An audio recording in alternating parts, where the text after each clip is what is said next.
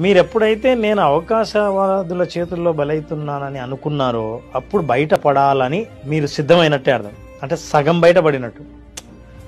నేను పొరపాటు అవతల వాళ్ళ సేఫ్టీ హ్యాండ్స్లో ఉన్నా అనుకున్నానే కానీ అవి బందీఖానా అని ఎప్పుడైతే మీరు తెలుసుకుంటారో అప్పుడు సగం బయటపడినట్టు లెక్క.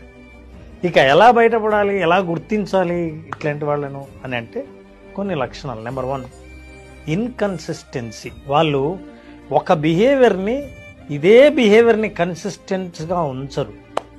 అవసరాన్ని బట్టి, సందర్భాన్ని బట్టి, ప్లేస్ని బట్టి వాళ్ళ ప్రవర్తన మారుతూ ఉంటుంది.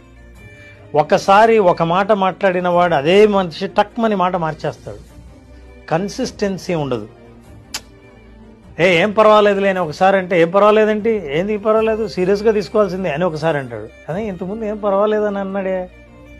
సో మనిషి ఎప్పటికెప్పుడు అడాప్ట్ అవుతుండడం వల్ల, ఈ లక్షణం వల్లే వాళ్ళని గుర్తుపట్టడం కష్టం. సందర్భానికి అనుగుణంగా ప్రవర్తించాడేమో అని అనుకునే ప్రవర్తన ఈ ఇన్కన్సిస్టెంట్గా ఉండడం వల్ల అది ఒక లక్షణంగా గుర్తించాలి. ప్రవర్తనలోనే కాదు, ఒక్కోసారి వాళ్ళ మాటలో, వాళ్ళ కమ్యూనికేషన్లో ఒకే విధంగా